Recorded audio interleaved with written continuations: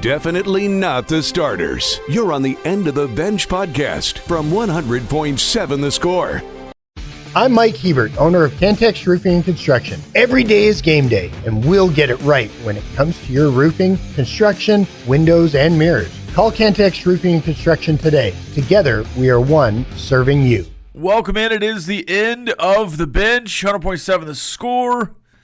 I am Rob Breaux alongside Craig Wells, Lucas White.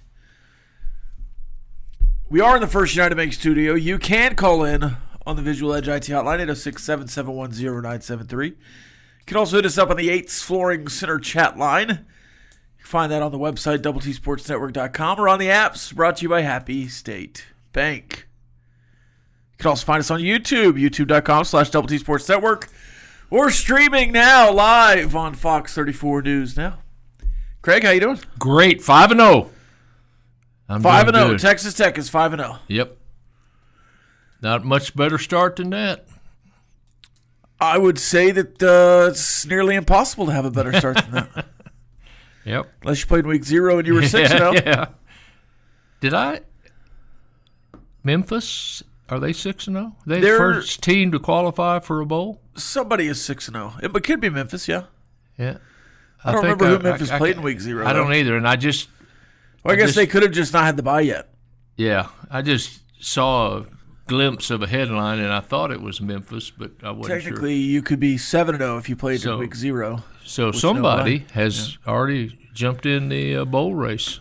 They are 6-0. Are they? Yeah. Yeah. So they are already bowl eligible. When Texas Tech became bowl eligible against Iowa State, not that, I guess Joey's first year, when it was like 2 degrees. Yeah. Because they did it back-to-back seasons, but it was not 21, it was 22.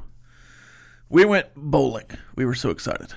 Like physically rolling the ball down, hitting the pins, bowling. So like, we have a coach going to a bowl in her first year. This is amazing. I don't – there's so many bigger goals this year that you might become bowl eligible this week, but somebody's going to mention that. That's not even on my radar. I start to say somebody's going to mention that, but that's it. It's not going to go much past a mention, and it's because of expectations. Oh yeah, I mean, I think it's great. I'm glad expectations are that high, and so far we have risen to the occasion. I think we're going to face the second best team we've played all year. I think Utah is a good team. In fact, I still think they're in the top 4. Who's your top 4? Tech, Arizona State, Utah, and BYU. Same, except I have the BYU and Utah flipped because it was funnier online. No, that's not why. I really do think BYU's defense is probably a little better. And offensively, I would get behind you with Utah. I think Utah is a well-coached team. Mm-hmm. But the fact that they have meaningful snaps played at tight end, wide receiver, and running back by a linebacker, a safety, and a corner, like, they're going to be doing that all year. Yeah. It just doesn't – it doesn't bode well for me that their offense can rise to the occasion against anybody. And Houston as well, if Wegman's out with a concussion for any amount of time, because I do think he's better than Zeon Chris, though Chris had the great throw over the middle. I think he was a little more prepared to, like when a sixth man is so valuable because he can sit there and watch the game and see what's happening and prepare himself and then go in. Wegman had no idea what was coming, but Chris got to sit over there and think about it for a while, so I think he was prepared coming in. But I think Houston is a decent team. I think they're probably a top half team in the Big 12. If you think Utah is a certain amount of good, I thought Houston played you just about as good as they did. Yeah. I don't think the score is indicative of what took place. To me, Maybe so. We pretty much dominated them. Yeah. We got some pre-snap penalties at bad times, and you can get those, but if you get them at a bad time, and then I just I thought we could have had at least one more touchdown and maybe two, but Well, you were at the one twice. So yeah, probably two. yeah. The two teams that right now have masks on for me are Cincinnati and TCU. I'm just not ready to say Cincinnati's that good. I'm just not there yet. Cincinnati's good, Craig. They're number 5 for me. Yeah. Now, at some point, Yes. they will trip because their coach is not good. I just I don't know. Maybe he is. I don't know. You know, He was good once upon a time. and Iowa State, if they don't go to sleep and don't wake up till halftime, that's a game. I mean that is a game. So in TCU, after 3 weeks of the season, I'd have thought, but the way they played Colorado, and that was a lot closer than the score indicated, I thought. Yeah, they needed 21 in the fourth to stretch it out to 14.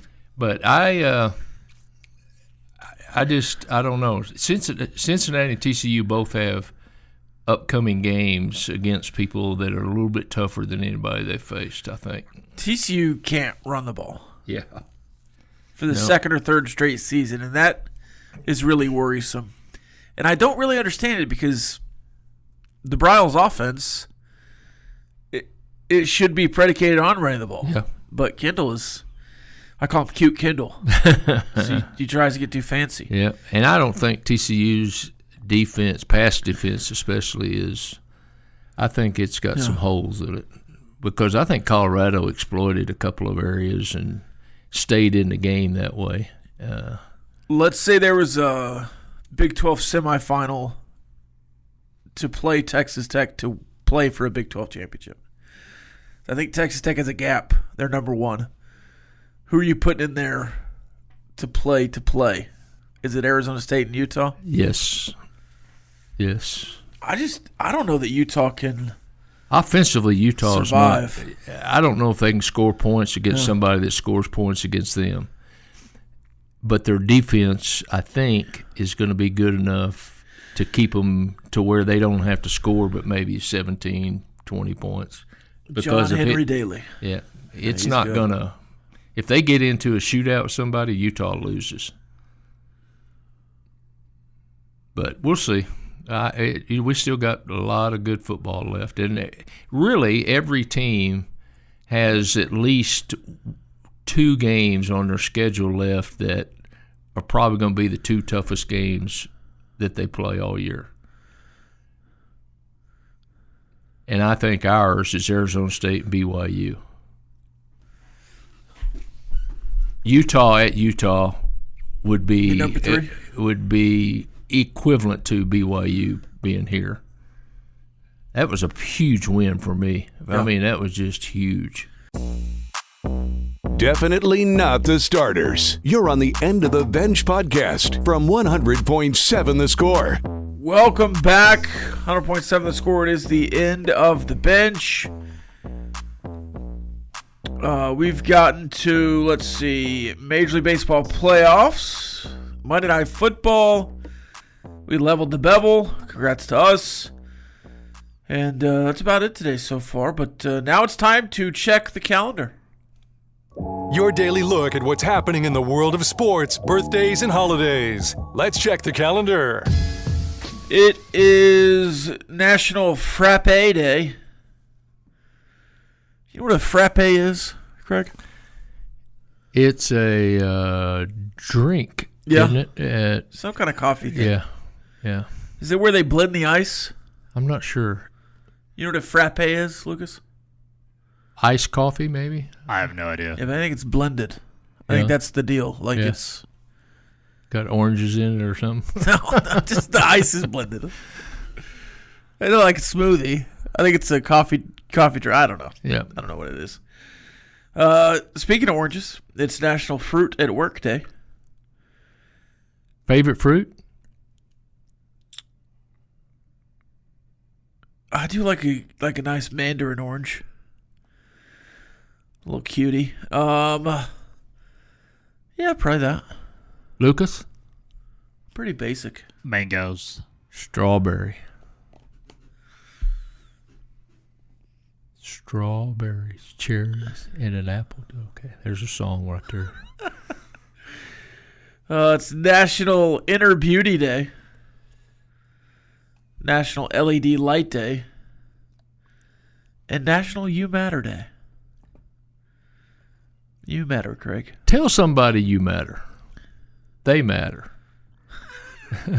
Make sure everyone knows that you matter. Well, that's not a bad. Sure, yeah. You know, pat yourself on the back sometimes. A couple more. It's National Propane Day and propane accessories. Blackstone griddle with a little propane on it. Oh, man. I love my griddle. National Chocolate Covered Pretzel Day. Not a bad choice. Elite Fall Dessert. Christmassy kind of thing. And National Taco Day. It's first Tuesday in October. Taco? This is the Taco It's Tuesday. The Taco Tuesday. Birthdays, Lucas? Charles Woodson turning 49 years old today. Priest Holmes turning 52. Chase Daniels turning 39. Bill Snyder turning 86. And then we have Mookie Betts turning 33. WWE superstar Rhino turning 50. And then we have singers Michael W. Smith turning 68 and John Mellencamp turning 74. Holy cow. Simon Cowell turning 66. Actor Sean Ashmore turning 46. He played Iceman in the X-Men film series. And then Jack Hartman, former K-State basketball coach, Yep. would have had a birthday today. And he'd have been probably about 92, 93, probably, something like that. Good coach. Coached at K-State. Lon Kruger, his coach. Lon Kruger. All right, do we have any this day in sports history? Okay, let's start with 1916. Everybody knows what happened in 1916 on this day. Georgia Tech beat Cumberland 222 to zip. For the highest-scoring college football game ever, is still on the books as such. And the head coach for Georgia Tech, you know, this is in every trivia game. Lee Corso. Close. John Heisman. John Heisman. And we jump to 1984, where the umpires return after a strike, and Game 5 of the National League Championship Series, where the Padres won. Also in 1984, Walter Payton rushes past Jim Brown's total yards for a career all-time rusher. So that's when Walter Payton took over as the leading rusher before Emmitt Smith beat him. 1991, okay, I'm going to give you something and you tell me what it is, okay? Scorecard Harry, Space Apparel, Cafe Lex. Say the first one. Scorecard Harry, Space Appeal, and Cafe Lex. Those are trying to ring some bells in my head, but I have no idea. The second ever triple dead heat horse race. Triple dead heat. And in 2012, Drew Brees threw for the 48th straight game with a TD pass, setting that record, beating Johnny Unitas of the old Baltimore Colts. That is crazy. 48 straight games with a TD pass, Drew Brees, from Austin, Texas. Austin Westlake High School, maybe. And then I'll save my Texas Tech on this date for my high. Okay. one of my highs, or the high. It is pretty high. It's pretty high. We might have audio of that. Yeah. Do we have audio of that? It's in the Double T Hall of Fame folder. Do you know what that is? Jeff was telling me about it yesterday. I don't know what it is. I've never been in the control room. But it's in there. It's one of the best. Don't wanna ring your bell or anything. All right. American Bandstand starring Dick Clark debuted on TV on this day. Good. You like that? Yeah, good. Let's see. In 1996, Fox News began broadcasting on this day. 1996. 96. And Raymar Communications had one of the very first Fox affiliates. This was Fox News, the Fox News channel. Yeah. And then Lynette Woodward became the first woman to join the Harlem Globetrotters on this day in 1985.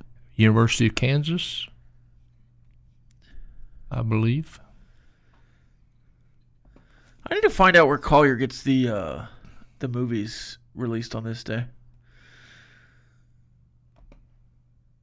That's always a fun thing to go through. All right, so we're now getting all kinds of videos that I'm seeing for the first time. Okay. For the reveal. Mm-hmm. And Elijah Kennedy, Kirby Hocutt, and Baron Morton are all in a helicopter together. You see this one? Yes, I did. And they rip the old Double T off the field, and it's the fresh Double T. Will it be on the field this Saturday? That's what I'm asked. That's what I was going to ask. I don't think so. I don't think they legit ripped it off. No, but it doesn't take long. Maybe they to did. Replace it. Maybe they did. I don't know. They can do that real quick. Not real quick, but I mean, Wouldn't enough time for Saturday for sure. Wouldn't it make a lot of sense for them to do it this week because they're playing or they're using throwback uniforms? No doubt. And it also is, I mean, if you're going to release the whole campaign, there's no better way to showcase it and then to have every, national media that's here and everybody else talking about it is to make sure it's on the field. You would think. Maybe not. Maybe they couldn't get it done. I don't know. It says coming in 26, so okay. Maybe not. They may save it for the first game of the 26th season. I did say again. It's already the volleyball team's already playing on the flat double T. Yeah, I did see that it's in the USA. The official marks, fonts, and things will be on apparel, and will be released officially in April of 2026. There's some already that have the flat double T, but Adidas's version of it. Playing time is not required. This is the End of the Bench podcast from 100.7 The Score. Welcome back. 100.7 The Score is the End of the Bench.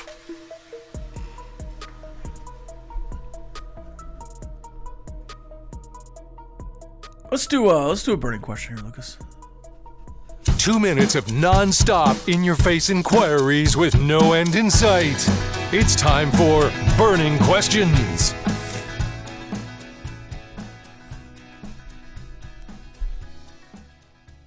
All right, it is National Taco Tuesday. The Taco Tuesday of the year. What's your favorite taco? Is the question I'm going to ask first. But the follow-up is, what's your favorite fusion taco? Like if you're putting something else that's not normally in a taco into a taco, what would you? Have you had one of those? Nope. Yeah, maybe. I mean, just wrapped it in a tortilla. Sure, yeah. Whatever you want. That's a great question. Favorite tortilla? I have to put them in two categories: crunchy and soft. Sure. Soft, I'd have to go Torchy's has got as good a soft taco as I've like to have. I mean, their brisket taco is pretty good. Crunchy, Tacoville is right up there for me. So I'm pretty plain. I'm not. So you going brisket with a soft taco like a barbacoa? Yeah. And then you go just to classic beef crunchy taco? Or I could have chicken, either one. But, yeah. Lucas? I'm a barbacoa type of guy with lime and pickled onions. Yeah. Cilantro. And, Yeah. Oh, yeah. Yeah. So I'm There we good go. at that. And then I also really like shrimp tacos. Yeah. So I've had some really good whitefish tacos that I really have enjoyed. There's a place in San Diego that was really, really good. But to have something unusual, you know what I haven't had in a tortilla? It's peanut butter and jelly. I wonder if that makes peanut butter and jelly any better. Having it on a good flour tortilla. I've done Flour or corn? I've done peanut butter. Have you? Most times I would opt for the corn tortilla on a taco. Yeah. But if you get that flour tortilla, the smaller flour tortilla on the plancha, Yeah. get a little crispy. Not opposed. A flour tortilla hot is hard to beat. I think my favorite taco would be a breakfast taco. Yeah. A little Yeah. fried egg, and there's a Yeah. there's a joint here locally that does fried egg. Oh yeah. Why do you want to ruin an egg? You don't like a nice crispy fried egg on No. a taco? Oh yeah. I don't like a crispy fried egg anywhere. Oh yeah. I'm a scrambled guy. And it's the yolks busting in No. there. Oh yeah, get a little nasty in there, and then a little pork belly on there. Yeah. Oh yeah, But that's my favorite taco. brisket and scrambled eggs and a little salsa in there mixed up. I could, yeah. There's the Thursday. I don't know if they do it on Thursday nights, but the Rudy's has a pretty good Oh, yeah, they have good breakfast tacos. breakfast taco with the brisket and the egg. Yeah. There was a place. It's not called the same thing anymore. No free ads. We're just giving all kinds of free ads out tonight. Well, Rudy's isn't a free ad, but I can't even remember what it's called now. They had the Bob Knight Oh, yeah. breakfast out on taco. out on Yeah, yeah, 19th yeah. Street, yeah. Julio's? Was that what it was No. called back in the day? No. What was it? What was it called? You're on the right page. But they had just an incredible Yeah. selection, and their brisket breakfast tacos were really good. Yeah. What was it called? The Bob Knight had brisket and jalapenos. Yes, and yes. It was pretty darn good burrito, pretty too. darn good. Gosh, what was it? I think you could probably put anything in a tortilla and be good though. Yeah, I agree. They do. I don't know if this is real or not, but I always see it. It's more of a burrito than a taco, but the Asian fast food place, they put chow mein and orange chicken in a tortilla. Hey, It Why not? Works for me. why not? Works for me. Why not? Yeah. All right, if there was a logo out there you wanted to redesign that you think needs to be updated, do you have one in mind? Or a logo that you'd like to go back to that's been changed? As steady as it is, there's two logos that I think both of them need to change and both of them need to separate themselves. That's Alabama and Arkansas. That script A, I mean, sometimes you're looking at an Arkansas uniform, sometimes you're looking at a Alabama, but I think there's some modernization to both of those two logos that I think could happen and it would benefit them both without deviating from what they have been. Lucas, any Any changed logos you'd like to go back on? There are two old school logos that I really like that I would enjoy seeing again. The Philadelphia Eagles old logo. Oh yeah, go back to the wings. Yes. Yes. And then in baseball, it's kind of just there, but the San Diego Padres with the stripes where they spell out everything and then just have the stripes. Those are, I know it's just kind of bland, but I still like the old Padres logo. And then even the Tampa Bay Rays, the Devil Rays. Yes, go back. Yeah.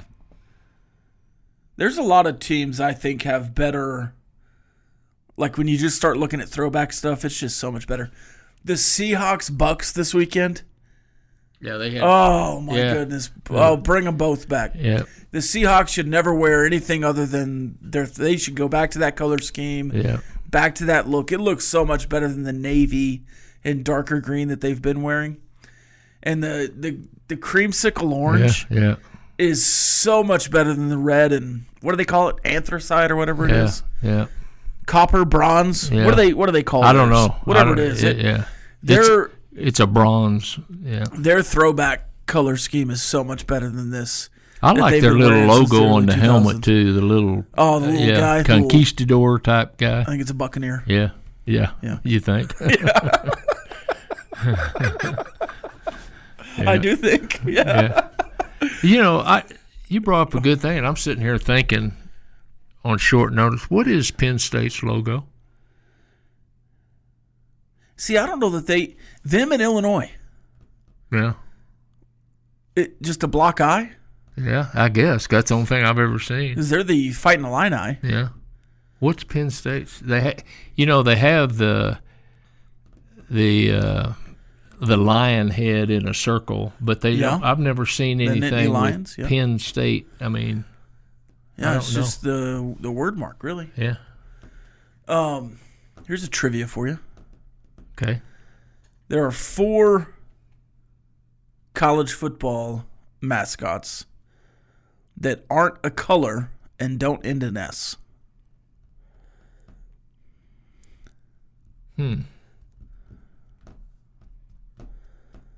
Alabama would have to be one, wouldn't it?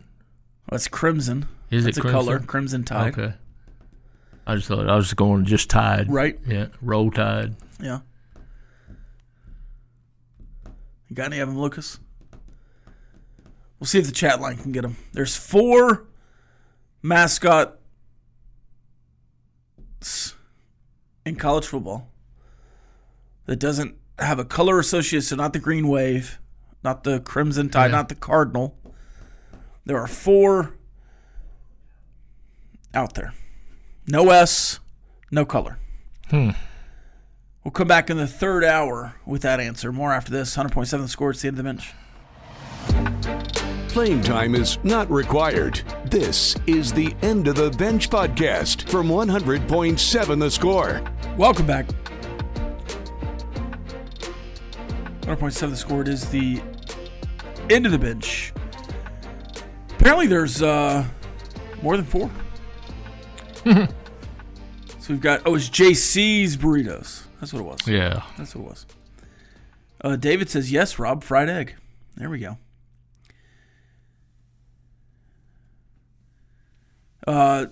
So it's Illinois is one of them, the Fighting Illini. Mm-hmm. You got the Fighting Irish. Navy, the Midshipmen. Marshall Thundering Herd.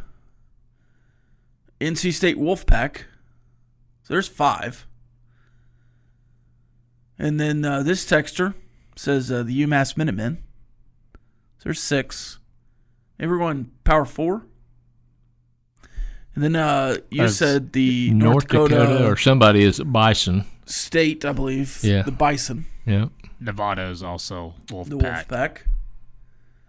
Well, there's 8. So whoever said there was 4 was wrong, but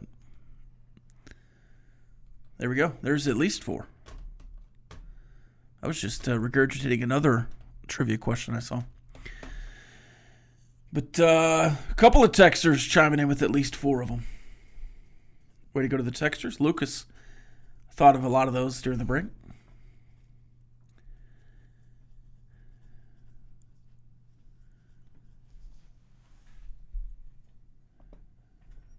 I'm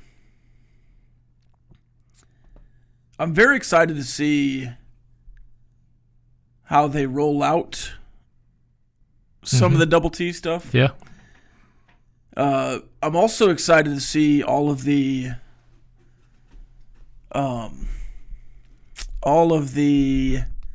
videos and whatnot that this creative team's going to put out, because I really respect the creative team over there. They're pretty good. They're very good. Pretty good. There's another video that came out 15 minutes ago that has a lot of highlights. Oh, there's the Zach Thomas highlight of current athletes and former athletes and how they've kind of molded together. And now they're returning to the flat double T. They're also showing all the flat double Ts around already. And it's like, yeah, they've been working on this. I mean, both of the Wombles, right? Yep. The football Womble and the basketball Womble. And it's all over the place. And Chris Beard really kind of started that in the Womble Centers. He started basketball using the flat double T. And McCaslin has certainly just pick up leaned the ball. Into it. You know who wore a lot of flat double T just on his personal apparel? It was Matt Wells. Is that right? He pretty much only wore it. Huh. And so it was always like, well, hey, they're wearing all this. Why is that not more prevalent across the dimension? Tech Athletics has put out probably an 8-minute video. I'm excited to see. It looks like an interview with the creative team that's rolling it out. Good. So that'll be exciting to watch. I'm watching it right now with no sound. It's already exciting. Yeah. Oh, Patrick Mahomes seems to be involved, which he generally is. Yeah. We were talking to Gio. Did we ever go ahead? Keep that thought. Did we ever have the flat double T use when Patrick was here? I don't. Yes, against Arkansas. Is that right? That was the initial throwback. Okay. That Under Armour did. Okay. In 2014 against Arkansas was the first time, which was a Davis Webb start. And then the next year, in 15, you wore it on the road in Arkansas, and I believe also on the road at Texas. They went 2-0 in it. Yep. I think that was Little People Big World. You were wearing the throwback double T with the black, white, black. And then also Arkansas, when you beat Arkansas in Arkansas. And Cliff said, what was it? You just got your ass kicked by a team that threw the ball all over the place, and it's probably going to happen next week too. Because Bielema was at the coaching in San Angelo talking about you can't win without a fullback. Or you can't win without running the ball. Whatever it was. And then Cliff gave one of his greatest press conferences of all time. And then obviously you wore it several times with Under Armour in the coming years. You had the white uniforms against Oklahoma State at home, or maybe they were red, white, with the Carlin stars on there. That was a good look. Yep. You wore that several times. Then you also wore it against Tarleton. I think that was a black, red, white. But you've not worn it until this weekend with Adidas, I don't believe. Be fun to see what's going to happen in football. Yep. It'd be fun to see. I'm also intrigued. Is this because they say it's going to unveil in 26? Mm-hmm. But like 26 is 2.5 months away. Is this like basketball's wearing it full time in the men's and women's? Softball's getting introduced with new uniforms after a season. Are you going to have new baseball uniform? Like, what's 26? Is it the fall of 26 where they're really going in all in? Or is it, hey, we can get this done in the spring of 26, and maybe it's not all the teams, but some of the teams are going to have it, because I think the men's basketball uniforms already have the flat double T. And I go back to what I said earlier. This rollout is planned, and if it starts happening in 26 with, softball and baseball and, golf spring schedules and so forth, track and field and indoor track, it's going to be planned, and I'm not going to be a bit surprised, because those uniforms were ordered probably in March, April, and May of last year. So, this year. But so they're 26. So it'll be interesting. It's planned out. I know it is. I just gotta believe that they've put a lot of time, effort. And if you do that 8-minute video didn't just happen. Right. It looks like it's the Adidas guys talking about it. Yeah. There's also a pretty cool TTU in there in this video that looks pretty cool as well. I'm excited. Yeah, I am too.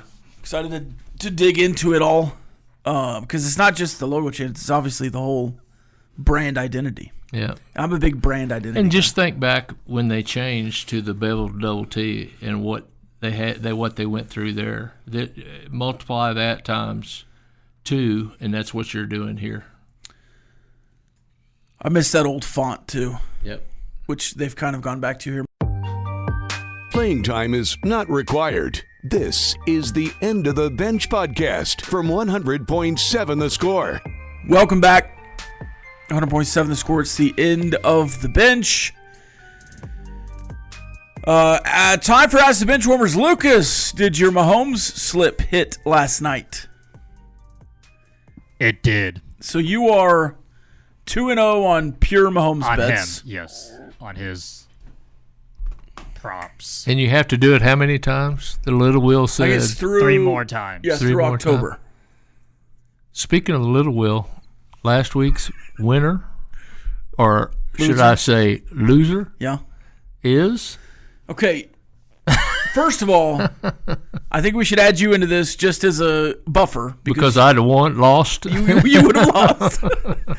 But you went 6-4, so it's not like you had a bad week. All 4 of us went 7-3. Okay.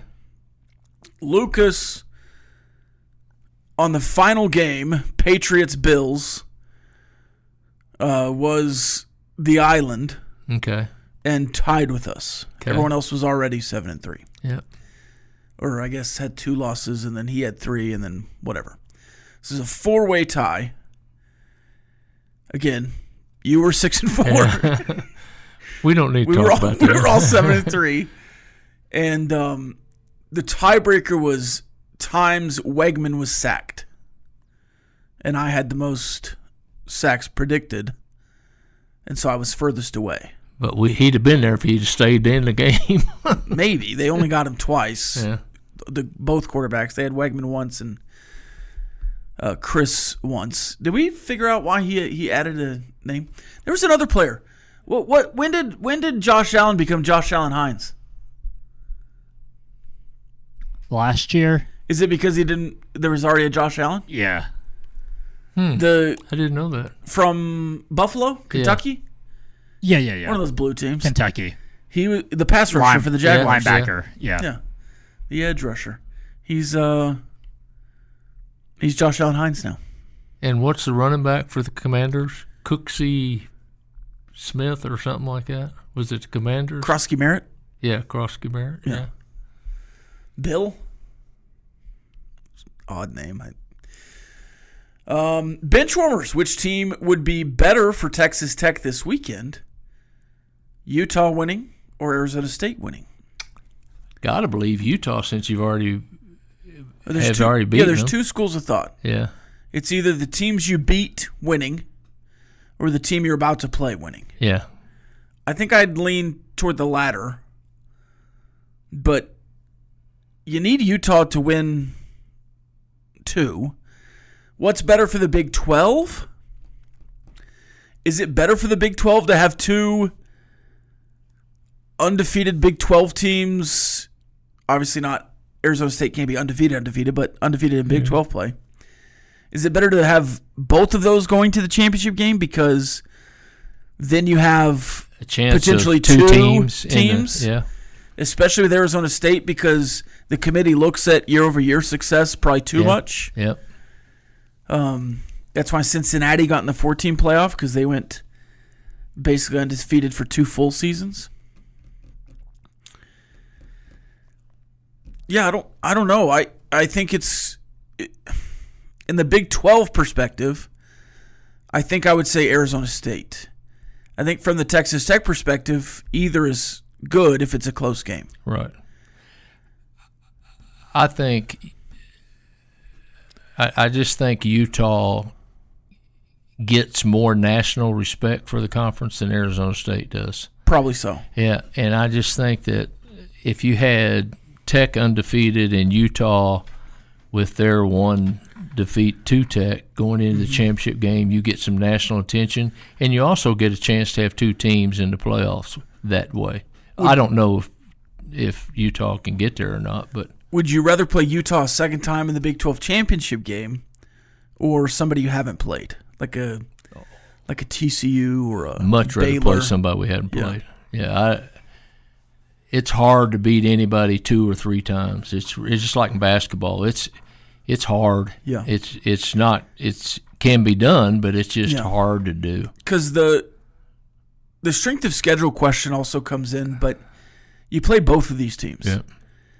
Like if Houston or Utah is playing Baylor, Cincinnati, Iowa State, TCU, I want Houston and Utah and Arizona State and BYU to beat all the Colorados and the teams you don't play that aren't on your schedule. Yeah. If all the teams not on the Big 12 schedule for Texas Tech lose and the teams on your schedule are beating those teams, that's great with me, because I want all the winners down the line. Like, I want Oklahoma State to beat the Arizonas that they couldn't beat last week. And I want Kansas State to beat TCU. Yeah. So I am looking at it in that respect. But for the Big 12, I guess, whoever's in the top 5 or 6 of the Big 12 right now, we just need them to keep winning whether they play you or not, because that's for the conference. The SEC proves it. Yeah. It's better to have 5 teams that are 1 loss or undefeated at the end of the year than it is to have, a full conference of 4 lost teams, that because you've cannibalized yourself. If you have a dominant team and then 2nd through 5th place is all 3 losses, you're getting 1 team in, and that's it. Yeah. If you have 2 undefeated teams or a 1-loss team and then 2 1-losses right behind them that didn't make it because of the tiebreaker or whatever, you got a chance to get both teams in. I think. I agree. Let's see.